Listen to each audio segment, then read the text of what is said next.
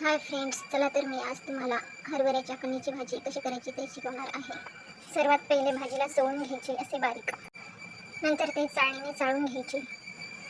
तुम्ही मिक्सरमधून पण काढू शकता, पण मी इथे हातानेच बारीक केले। हे चाळल्याच्या नंतर तुम्ही याच्यामध्ये बाजरीचं किंवा बेसन पीठ मिक्स करू शकता। भाजीला काय काय लागते ते घेणार आपण। लसूण, मिरची, कोथिंबीर। इथे गॅस चालू करून तेल तापवायला ठेवले। 1 चमच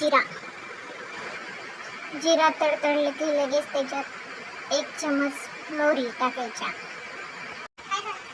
जिरा मोहरी तडतडले की लगेच त्याच्यात मिरची आणि लसूणची पेस्ट टाकायची। तुम्ही मिक्सरमधून काढून घेता, मी इथं वाटलेली आहे।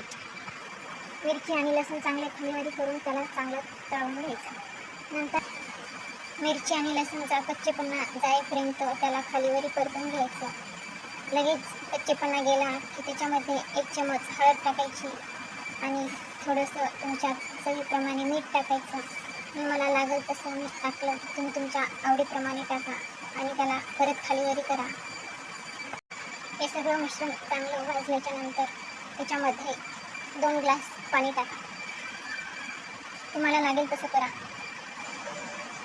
पाणी टाकल्याच्या नंतर त्याला थोडं उकळी येईपर्यंत गॅसवर तसेच ठेवा। उकळी आल्याच्या नंतर मग त्याला आपण चांगलं बेसन हटतो तसं हटून घ्यायचं। जे पीठ आपण चाळून घेतलं होतं ते त्याच्यामध्ये बेसनासारखं हटून घ्यायचं। चांगलं मिक्स झालं पाहिजे, गाठी तयार नाही झाल्या पाहिजे त्याच्यामध्ये।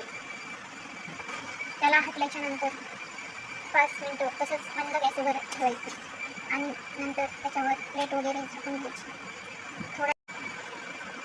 थोड्या वेळाने बघा आपली भाजी किती टेस्ट लागते आणि वास पण किती छान येतो। अशी भाजी कोणाकोणाला आवडते नक्की कमेंट करून सांगा मला। थोडंसं त्याच्यावर कोथिंबीर टाकून घेऊया आपण। वाव, खूप भयानक, खूप छान वास येतो। तुम्हाला ही भाजी कशी वाटली नक्की मला कमेंट करून सांगा। चला तर मित्रांनो, भेटूया दुसऱ्या व्हिडिओमध्ये। बाय।